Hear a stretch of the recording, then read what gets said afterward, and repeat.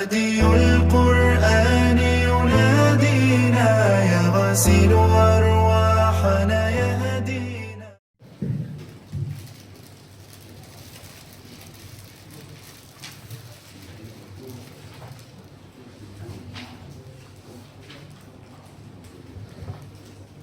السلام عليكم ورحمة الله وبركاته.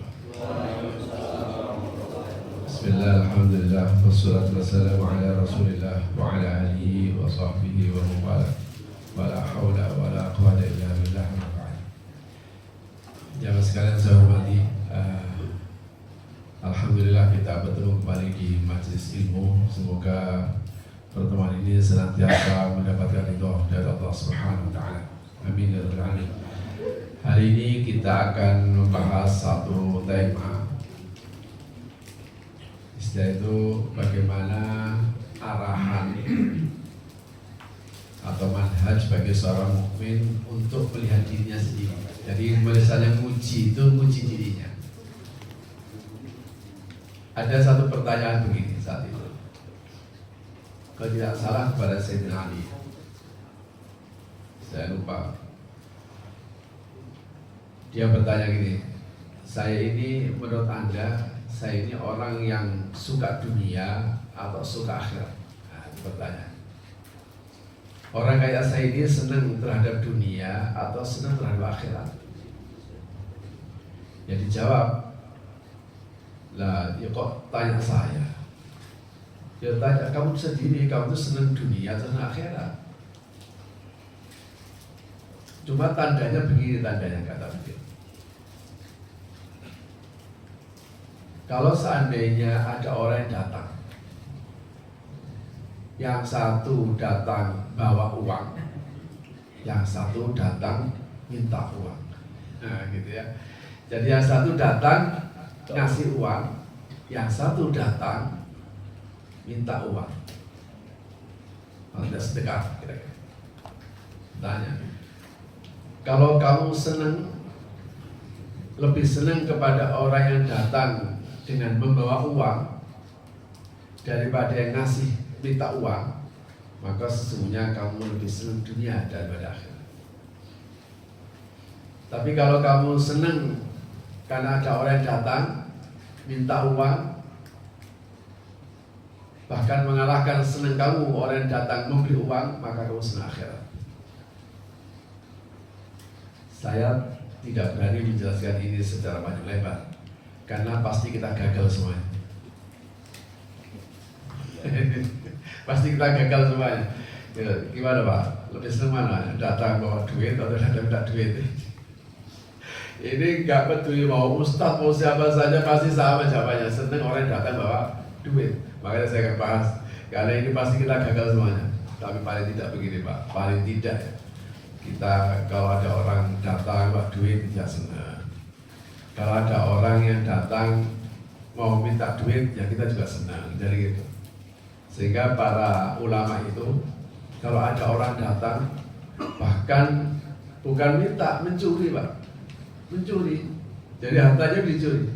Dia lihat, alhamdulillah. Loh kan, kita kok bisa alhamdulillah dicuri, alhamdulillah. Ya saya nggak usah susah-susah untuk membawa harta saya di akhirat.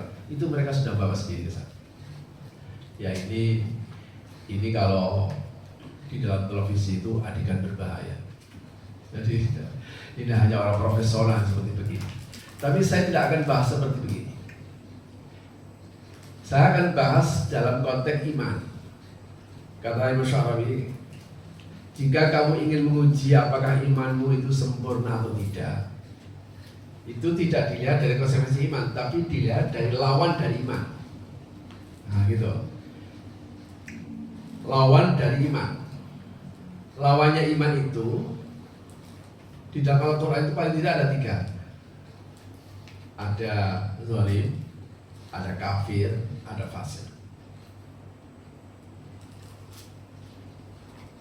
Nah, iman itu intinya adalah di ketaatan. Karena iman kan percaya ya. Iman pada Allah berarti kita percaya pada Allah. wujud dari keyakinan dan kepercayaan kita kepada Allah itu harus diwujudkan. Wujudnya apa? Taat kepada perintah. Nggak mungkin ada orang mukmin tapi nggak taat. Kenapa saya harus sholat? Oh, nggak harus. Ya karena kita Islam saja. Kalau kita nggak sholat, jawabannya gampang, tinggal keluar dari Islam. Jadi tidak ada paksaan masuk ke dalam Islam. Tidak ada paksaan. La ikraha fiddin, qad tabayyana rushdul ghayy.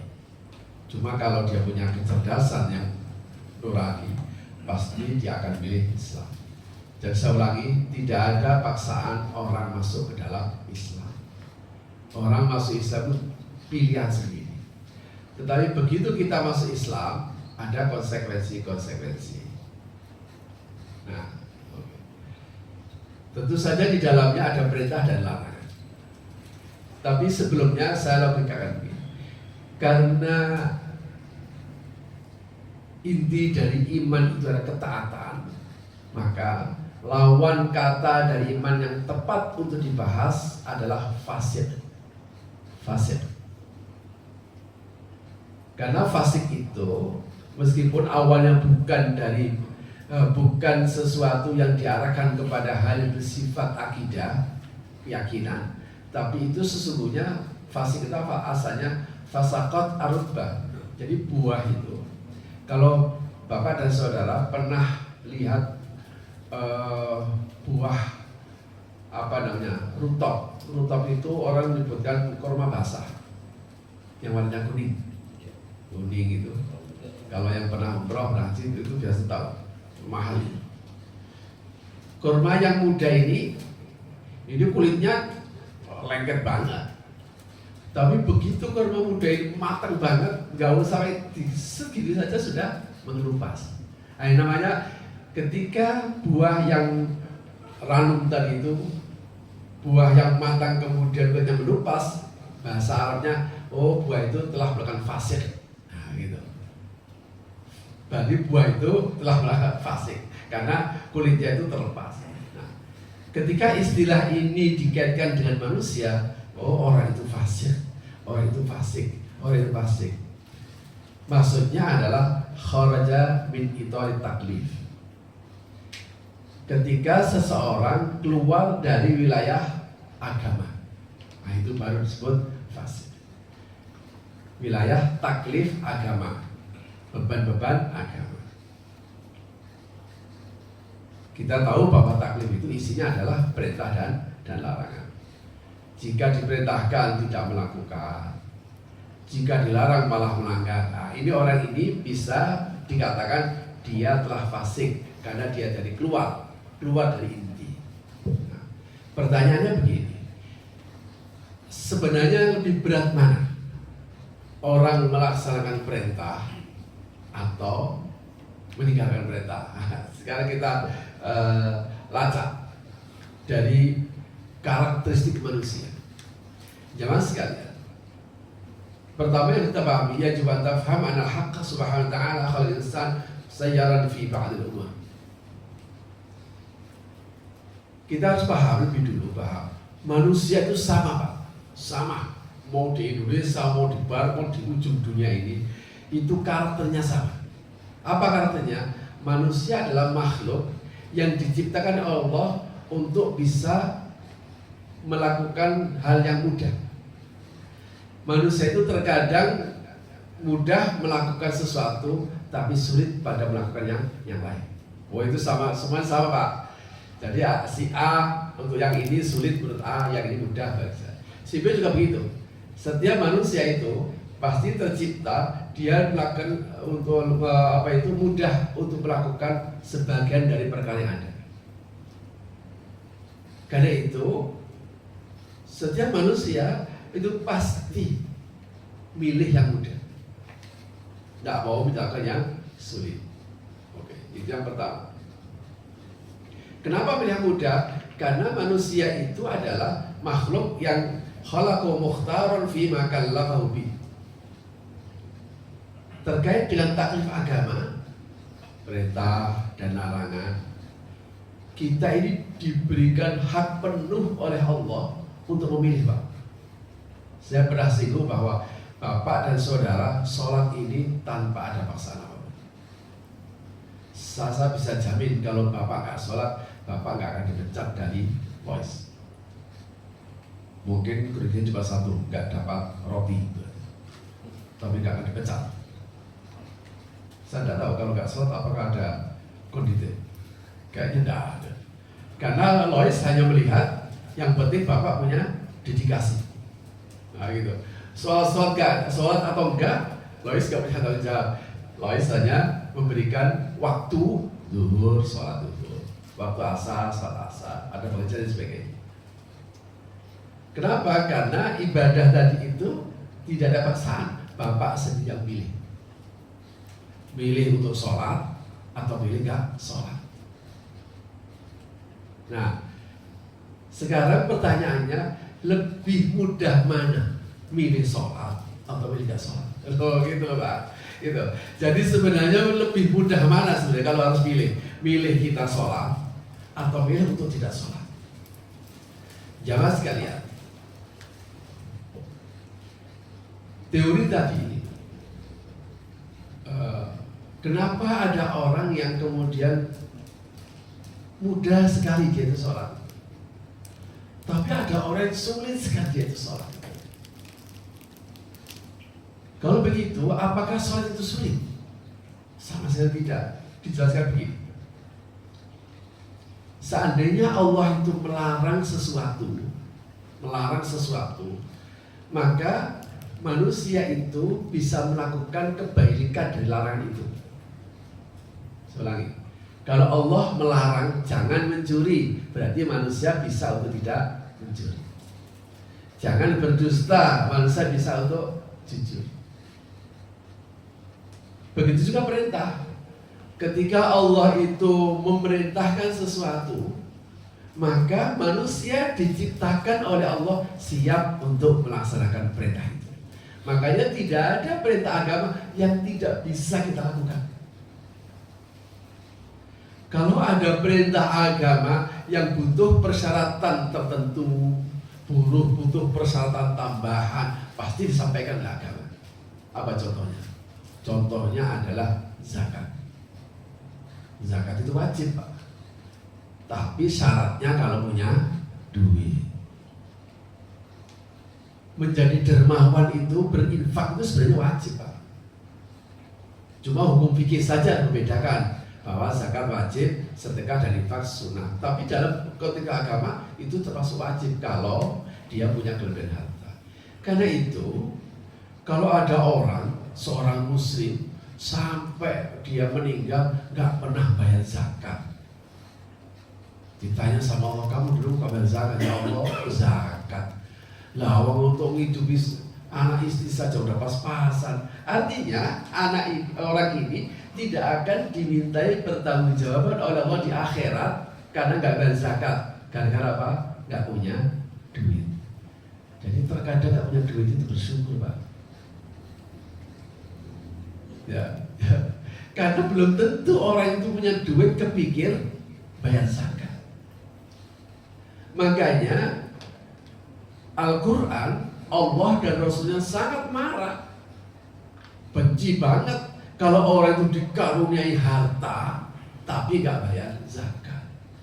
Dikaruniai harta ternyata gak dermawan, makanya diancam oleh Al-Quran. Kenapa? Karena ketika orang itu gak punya duit, gak berderma, itu dimaafkan. Oh, itu logikanya begitu. Makanya diancam, walladzina yaknizuna adz-dzahaba wal-fiddata wa la yunfiquna fi sabilillah fabashshirhum bi'adzabin alim. Di surat At-Taubah. Orang yang numpuk harta, dihitung-hitung tok, tapi tidak berinfak, tidak dikenal sebagai orang dermawan, ya fabashshirhum bi'adzabin alim. Kata Al-Quran, kasih aja kabar gembira dengan adab yang pedih. Kenapa begini? Karena ketika orang nggak punya harta, dia tidak dituntut untuk itu. Oke. Haji itu adalah wajib dalam Islam. Tapi wajibnya haji itu bukan bagi setiap umat Islam, tapi umat Muslim yang mampu. Man istata'a ilaihi sabila. Karena itu ketika ada orang yang kemudian seorang muslim sampai meninggal dia nggak pernah haji, maka Allah pasti akan mentolerir. Kalau seandainya dia memang nggak punya uang untuk haji, kamu nggak punya kok haji, ya Allah Pak, ya Allah saya itu nggak punya uang dulu untuk haji, dimaafkan. Karena itu kebalikannya, kalau ada orang yang dikaruniai harta yang sesungguhnya cukup untuk pergi haji, tapi dia nggak pergi haji, makanya Allah dan Rasulnya marah banget sama mereka. Marah banget. Sehingga Rasul dalam salah satu sabdanya itu, bahwa siapa yang punya kecukupan harta untuk haji tapi dia nggak mau pergi haji, ya banyak daftar. Jadi orang daftar haji itu sudah cukup untuk membebaskan tanggung jawab dia nanti di akhirat. Meskipun berangkatnya masih 25 tahun, kemungkinan belum sampai berangkat dia mati, itu sudah lumayan bahwa dia sudah daftar gitu, punya porsi haji. Makanya kata Rasulullah, kalau ada orang yang dikaruniai harta yang sesungguhnya dia itu bisa untuk pergi haji, kok nggak pergi haji, sebaiknya mati saja, kata Rasulullah. Mati saja, silakan mati dengan cara Yahudi, Nasrani atau Majusi. Maksud saya adalah bahwa semua kewajiban agama itu pasti manusia itu bisa melaksanakan. Karena apa? Karena manusia diciptakan untuk bisa melakukan itu. Sudah dipersiapkan oleh Allah. Lutut kita itu dibikin seperti begini Pak, sehingga bapak dan saudara bisa sujud. Coba kayak binatang, tidak bisa sujud kita. Jadi dibikin sedemikian rupa sehingga rukuk bisa, sujud bisa. Kalau seandainya ada halangan, nggak bisa berdiri, silakan duduk. Nggak bisa duduk, silakan berbaring. Tapi inilah kewajiban yang sesungguhnya manusia bisa melaksanakan. Kenapa? Karena memang manusia diciptakan seperti itu. Itu poin yang ketiga. Kalau begitu, untuk bisa apakah jadi buat soal bahwa manusia itu memang dipersiapkan oleh Allah untuk mampu melaksanakan apa yang diperintahkan dan mampu untuk meninggalkan apa yang dilarang. Saya pernah memberikan contoh yang sederhana. Kalau bapak dan saudara harus kerja ibadah, tapi ibadah yang ghair mahdhur. Sebenarnya tuntutan agama terhadap bapak bekerja itu apa? Tuntutan agamanya. Tuntutan agama cuma satu, cari kerjaannya halal. Itu saja Pak. Bapak tidak disuruh kamu kalau kerja di pabrik harus jadi pegawai negeri, harus jadi dosen, tidak Pak. Allah hanya nyuruh kamu harus nyari kerja yang halal. Wah, alhamdulillah. Makanya bapak kalau sekarang kerja yang halal, masya Allah syukuri Pak. Bahkan saya jadi satpam sekalipun. Mohon maaf. Seandainya bapak nyapami, tapi yang disatpami itu ada lokalisasi, itu kamu betul. Seandainya bapak jadi satpam, yang disatpami adalah pabrik miras, itulah kamu. Jadi bersyukurlah. Itu yang pertama. Yang kedua, yang dituntut oleh agama cuma begini, cari kerjaannya halal. Udah. Setelah sudah dapat, pastikan bahwa cara kerjamu itu dengan cara yang benar, tidak perlu harus menipu. Itu saja. Dan konsep ini, kalau kerja dengan cara yang benar, nggak usah pakai menipu, nggak usah menilap, nggak usah pakai korupsi. Itu aturan ini diberlakukan oleh semua pekerja. Mau pegawai negeri, mau tidak pegawai negeri, mau dia itu di pabrik, mau dia itu di kampus, mau dia jadi apa saja. Maka undang-undang seperti begini, kalau kerja yang benar, nggak usah pakai yang menipu. Loh, kenapa seperti begini? Karena manusia bisa melakukan kebalikannya. Karena itu agama tidak pernah menyuruh kita kalau kerja harus berhasil, kalau berdikari harus berhasil, tidak begitu. Bahwa kita kalau kerja harus untungnya besar, tidak begitu. Makanya kalau seandainya pimpinan itu menuntut bahwanya harus untung besar, wah itu sudah ngalahin Tuhan. Tuhan saja nggak pernah nyuruh seperti itu. Paling seandainya ada kegagalan, dikoreksi di mana letak kesalahannya. Sehingga kerja itu isinya trial and error saja. Secara ini, ternyata hasil seperti ini. Oh ya udah, cari ini. Makanya itulah namanya takdir. Takdir itu bisa dirubah dalam arti bahwa kita bisa lari dari takdir satu menuju takdir yang lain. Nah, ini yang penting yang harus kita pahami bahwa kita ini memang dipersiapkan oleh Allah layak, siap untuk melaksanakan perintah dan siap untuk meninggalkan larangan. Nah, perintah-perintah tadi itu sudah mudah semuanya. Makanya kalau seandainya ada orang muslim kok nggak kuat sholat, itu pasti aneh. Pasti bukan karena sholatnya yang sulit, tapi ada sesuatu yang menjadikan taklif ini menjadi berat. Ini poin berikutnya. Poin ini yang berikutnya apa penting ini. Karena itu, falladhi yansajimu an taklif wa yu'minu billah wa ya'khudhu taklif anhu yu'tihil ma'unah. Kalau begitu jamaah sekalian, Bapak bisa sholat 5 waktu, itu kalau nggak dibantu oleh Allah nggak akan kuat. Lah, kok bisa Allah berikan ma'unah, berikan pertolongan? Kita tidak bisa begini, oh dia nggak bisa sholat 5 waktu ya karena nggak dapat ma'unah. Tidak begini. Sehingga kata Syarawi, kalau begitu taklif agama yang isinya perintah dan larangan itu harus menyatu dengan keimanan kita. Maka imannya ini harus kuat dulu. Pokoknya iman, saya percaya bahwa Allah itu yang sumber kehidupan, Allah itu adalah sumber kebahagiaan, Allah itu sumber keselamatan, Allah itu adalah sumber dan sumber kebaikan. Pokok itu kalau itu kuat. Makanya jamaah sekalian, Rasulullah itu dakwahnya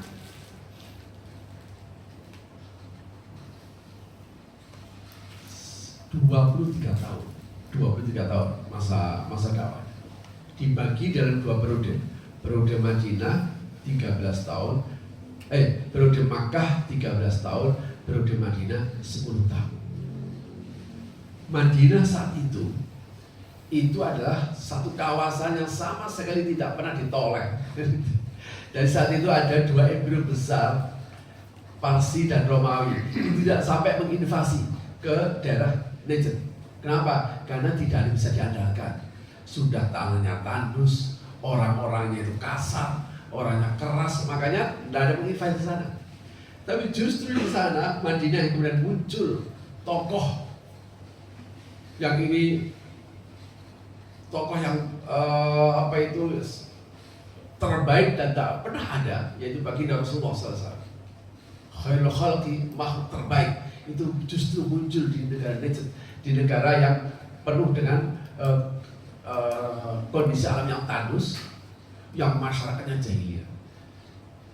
Pada akhirnya Madinah yang kemudian menjadi nama, itu yang asalnya tidak pernah dibahas dalam diskusi internasional, tapi bukan hanya dibahas, tapi akhirnya mereka berhasil mencaplok, gitu, berhasil mengalahkan 2 empire besar, Parsi dan Romawi. Itu hanya butuh tidak sampai 10 tahun. Tidak sampai 10 tahun. 13 tahun di Makkah itu yang diurus hanya iman tok. Ayat-ayat yang turun bicara tentang ibadah, bicara hanya menekankan pokoknya la ilaha illallah, la ilaha illa huwa, la ilaha illa anta, pokoknya la ilaha illallah tok. 13 tahun Pak, hanya untuk mengatakan bahwa gak ada Tuhan selain Allah, gak ada Tuhan selain Allah, gak ada Tuhan selain Allah. Kalau gitu iman inilah yang kemudian menjadikan seseorang itu menjadi tidak berat. Kenapa sih kamu? Ya karena imanku surga. Kenapa sih kamu itu kok giat? Ya karena imanku menyuruh saya harus rajin. Kenapa sih kamu? Oh kan gak ada siapa, tenang aja, udah santai aja. Enggak, saya punya iman. Makanya, mohon maaf, contoh yang sederhana. Misalnya ada keran itu muncul. Bapak terus kemudian tandang itu bergerak, tutup. Loh ini nutup gini tuh Pak. Ini kan tidak akan dinilai. Tapi kalau tidak ada iman, tidak ada nih. Makanya kata Nabi bahwa tingkatan iman itu bid'un wa sab'una syu'batan. Ada kira-kira 77 terus. Yang tertinggi la ilaha illallah, ucapan la ilaha illallah. Yang paling rendah imatatul adha 'anil thariq, menyingkirkan duri dari jalan. Jadi ketika seseorang itu meninggalkan menyingkirkan hal-hal yang bisa membahayakan orang, tidak ada pamer, tidak ada apa, ada ini disingkirkan. Loh, ini bagian dari iman. Makanya orang seperti begini ini hidupnya akan tenang menjalankan taklif, dia tidak akan berat. Kenapa? Karena taklif tadi itu dikawal oleh iman. Makanya Bapak dan Saudara, tentu saja Bapak ketika punya dedikasi dalam pekerjaan, itu tentu saja kita punya pimpinan. Tapi kalau kemudian cara kerja kita itu karena pimpinan harus ada, saya pastikan Bapak tidak akan sungguh-sungguh bekerja. Tapi kalau kesungguhan Bapak untuk bekerja dikawal oleh iman, nggak ada pimpinan dan gapir sekalipun, Bapak tetap harus sungguh-sungguh bekerja. Bapak tetap menunjukkan kejujuran dan sebagainya. Kenapa begitu? Karena iman menuntutnya. Nah, ini contohnya adalah taklif, menjalan perintah agama yang dikawal oleh iman. Sholat tak sholat. Ya, biasa, salat bekerja lagi, sholat lagi. Sehingga ketika Bapak meninggalkan pekerjaan menuju sholat, itu sesungguhnya menjadi satu bukti bahwa Bapak telah mengikuti taklif itu. Artinya ketika Bapak bisa meninggalkan pekerjaan dan sholat untuk mengikuti perintah Allah, mestinya di pekerjaan tadi itu Bapak juga bisa mengikuti perintah Allah. Apa ya? Jadi aneh kalau ada orang bisa meninggalkan pekerjaan untuk menjalankan sholat. Menjalankan sholat itu bukan perintah dari atasan. Menjalankan sholat itu atasan hanya nyuruh pihak perusahaan itu hanya memberikan waktu untuk sholat. Tapi Bapak dan Saudara sholat itu karena itu perintahnya Allah. Oke? Ketika kita bisa mengikuti perintah Allah untuk sholat dan meninggalkan aktivitas pekerjaan, ketika kita bekerja lagi, harusnya tetap bisa mengikuti perintahnya Allah. Jadi saya katakan, ketika Bapak bekerja mengikuti perintahnya Allah itu tidak mesti harus berhasil. Tapi Bapak punya dedikasi, Bapak punya kesungguhan, dilakukan dengan kejujuran, tidak perlu harus selingkuh sana, selingkuh sini, selingkuh sana, selingkuh sini. Kenapa? Itu yang diperintahkan. Dan ini dilarang. Dari ketika melarang sesuatu, manusia bisa melaksanakan lawan dari dilarang. Ketika memerintahkan sesuatu, manusia diciptakan siap untuk melaksanakan sesuatu itu. Kalau ini logikanya, maka sebenarnya jujur itu lebih ringan daripada bohong. Ya, jujur itu sebenarnya lebih ringan daripada bohong. Mencuri itu berat, Pak. Korupsi itu berat. Kenapa? Karena dia harus punya nyali. Untuk rajin itu ternyata lebih ringan sebenarnya daripada kita malas. Sebab apa? Ketika kita malas, pasti kalau ketahuan dicela. Ketika kita gak jujur, ketahuan dicela. Maka inilah teorinya di dalam Al-Quran, laha ma kasabat wa 'alaiha maktasabat. Untuk kebaikan pakai kasabat, kaf sin ba, kata dasar. Tapi giliran untuk dosa iktasabat, dari kaf sin ba mendapat tambahan alif dan ta, menunjukkan bahwa berbuat dosa itu berat. Makanya tubuh kita ini, badan kita ini diciptakan oleh Allah berat untuk melaksanakan dosa. Itu ringan untuk melaksanakan perintah. Pertanyaannya adalah, kenapa ada orang justru kebalik? Gitu ya. Melaksanakan perintah malah berat, menjalankan yang dilarang, yang haram malah ringan. Dan di mana di situ kesalahannya di mana? Padahal manusia diciptakan tidak untuk itu. Nah, di sini disebut begini. Tadi ya, Jadi kalau kita itu kemudian menyatukan antara menjalankan perintah apapun bentuknya, apakah ibadahnya ibadah mahdhah seperti sholat, atau ibadah bukan ibadah murni seperti mencari seperti bekerja, mencari rezeki, selama kita melakukan itu dikawal oleh iman, insya Allah Allah akan membantunya, membantu untuk selalu berada di jalan yang benar. Karena itu al-mu'min idzan yastaqbilu kulla syai'in bi rasidil iman billah. Karena itu seorang mukmin ketika menghadapi segala sesuatu itu harus dihadapi dengan iman. Harus dihadapi dengan iman kepada Allah tadi itu. Maka kalau kita percaya bahwa Allah lah yang mencari rezeki, ya tenang saja kita kerja enak, nggak dapat rezekinya, selesai. Allah itu adalah menentukan kebahagiaan dan kesengsaraan misalnya. Sehingga kita tidak menggunakan standar orang-orang kapitalis bahwa bahagia itu harus nunggu punya mobil, harus nunggu punya rumah gede. Ini hadis sahih. Hadis sahih begini. Kandungan maknanya begini. Barang siapa di pagi hari bangun-bangun kok sehat, keadaan tenang, pagi ada makanan, ya makanan meskipun sederhana. Apa kata Nabi? Orang kayak gitu itu sudah seperti seakan-akan mendapatkan dunia dan seisinya. Jadi bahagia itu sederhana Pak. Bangun, alhamdulillah sehat. Ketika sehat lihat keadaan, tenang, nggak ada demo, itu enak. Nggak ada goncang, nggak ada gempa bumi, dan alhamdulillah. Pagi-pagi bisa sarapan, beli sarapan. Meskipun yang dibeli hanya lontong sayur. Wah, kata Nabi, orang kayak begitu itu sudah bahagia, sudah seperti mendapatkan dunia dan seisinya. Kesalahan kita adalah karena kita mengukur kebahagiaan itu harus pakai ukuran-ukuran yang terlalu tinggi. Akhirnya tidak pernah kita mencapai kebahagiaan itu. Nah, iman wa madza mastaqbil birasidil iman billah fama fahimu wa ma lam yafhamu qad yafhamuhu fima fahim. Kalau kita dengan iman melaksanakan perintah taklif agama yang sifatnya seperti sholat, zakat, puasa, haji, ini kalau sudah pakai iman, kita sudah nggak peduli ini bapak paham atau kenapa sih harus begini, kenapa. Kalimat kenapa itu tidak boleh keluar dari diri kita.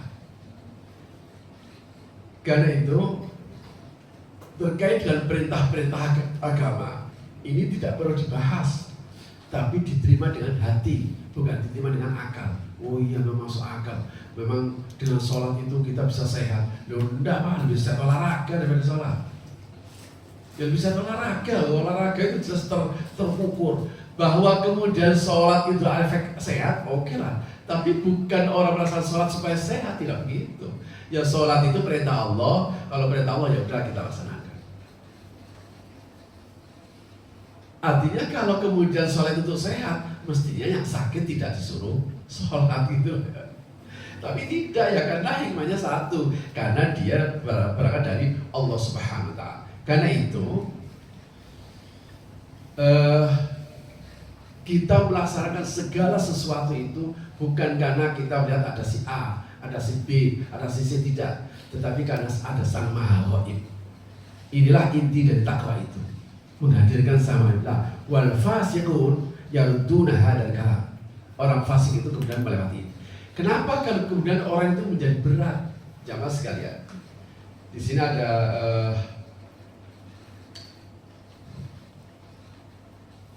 penjelasan begini.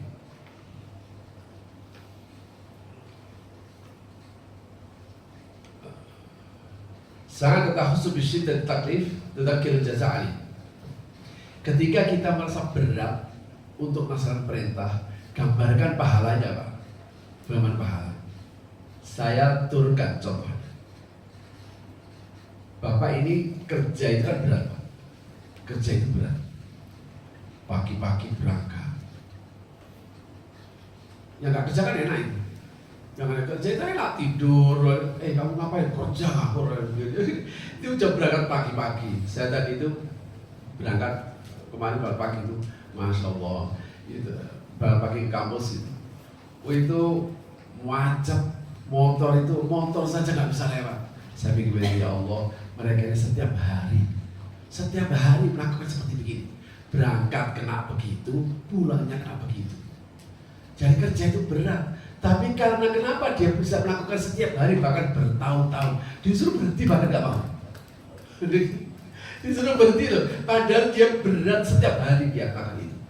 Tapi anehnya disuruh berhenti nggak mau.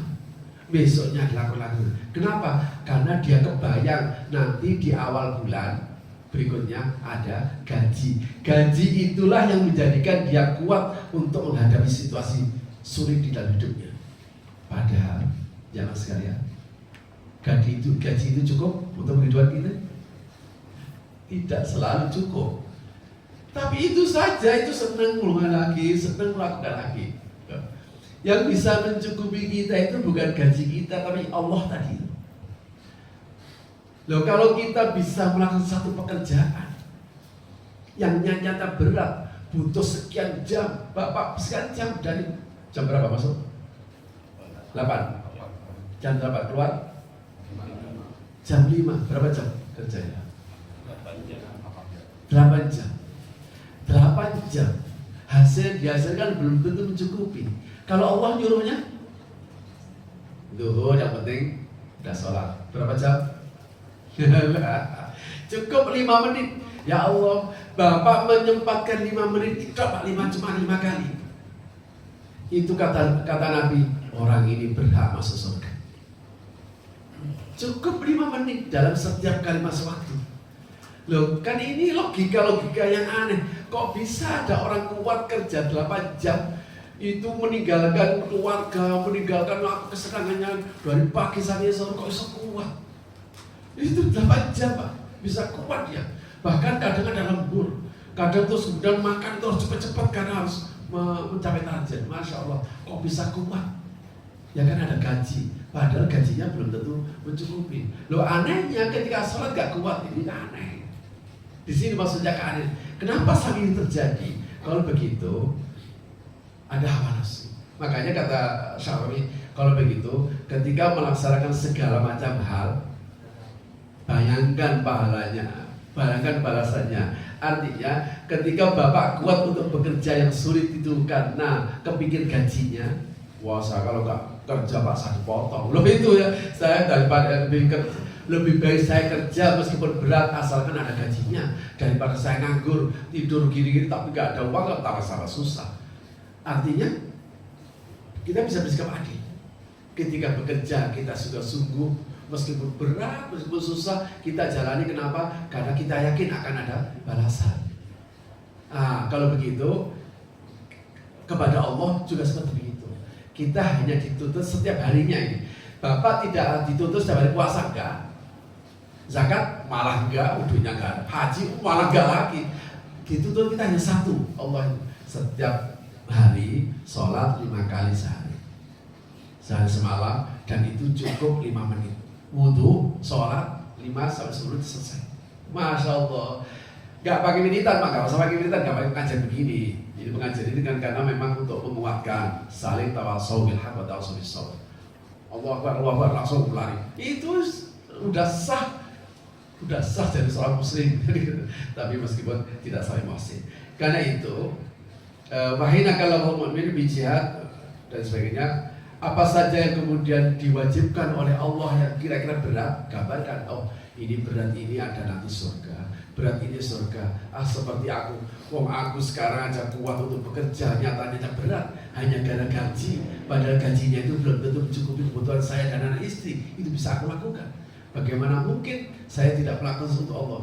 Dialogkan itu supaya kita punya iman yang kuat, bukan seorang fasik. Nah, karena itu li'anna alladhi syar'u laka al-manhaj idza kana sawiyan laka farubama ittahamtahu bi'annahu syar'a liyahma ma'salihu.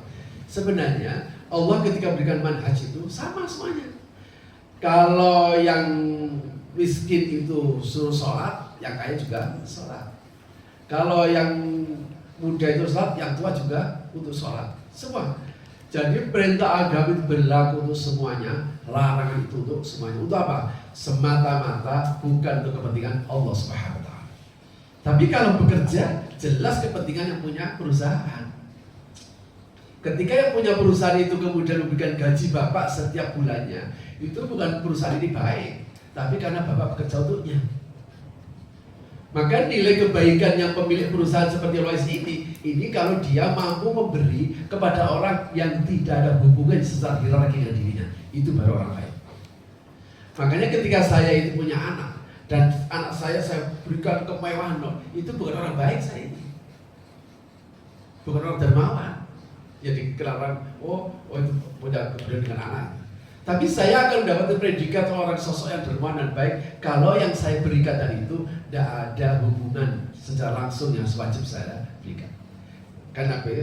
Karena itu, li'anal masyari laha lam yusallim min hawa fa in kana al-amal fayajamil al-umma. Karena itu, karena Allah tidak punya kepentingan. Kalau seorang pekerja dia punya kepentingan. Kalau seorang pekerja bagaimana hukum, makanya jadi pimpinan negeri itu susah. Ada teori misalnya undang-undang ini untuk menetapkan undang-undang kan tidak bisa terlalu berpihak kepada masyarakat, tidak mau berpihak kepada pengusaha. Itu juga salah karena pengusaha memberikan kontribusi pajak besar. Kalau bayar pajak masalah, kalau kumpul pajak ya beda lagi. Itu kita sedang berteori secara wajar ya. Kalau seandainya dia terlalu berpihak kepada pengusaha, oh itu lebih berat lagi karena masyarakat ada lebih besar. Maka disitulah butuhnya kecerdasan. Cuma problemnya adalah ketika dia menetapkan suatu undang-undang, hawa nafsunya ikut campur, itu saja Pak.